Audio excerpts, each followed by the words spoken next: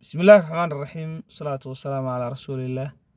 Haddii ay baqdaro, waxaan wadaagi doonaa 3 meeris oo ka mid ah tixda sirta nolosha. Maansada sirta nolosha ee uu Hadraawi alifay waa maanso ka warramaysa nolosha hagaageeda, hufnaanteeda,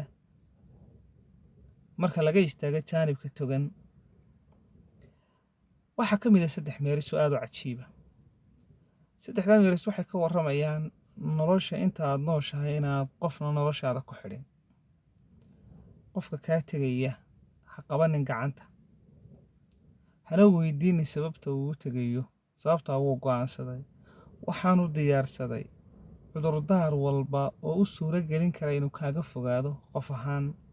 Sidaa awgeed, hadduu tago dhawee, kadibna albaabka ka soo xidho, ha isna weydiinin muxuu u tegay. Wuxuu odhanayaa ha sawiricin qofkaa jeeda, hana sugin qofkaa maarmay, hana sigan mar mooyaane. Soomaalidu waase tiraahdaa mari dage Allah ha dago, 2 jeer dagana aniga istagay. Noqo qof naftiisa ku tiirsan oo aan cid kale waxba uga baahan. Qof kasta oo aad halgan nololeed u gashay oo tiisa aataado ka hormarisay ayay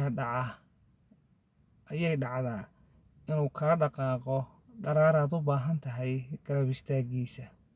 Nolosha lag oo isilowsii su'aasha sabab ma ayuu u tegay ama muxuu u dhaqaaqay amba soonigii sida ahaa ilow waxaas la qabsa noloshaada.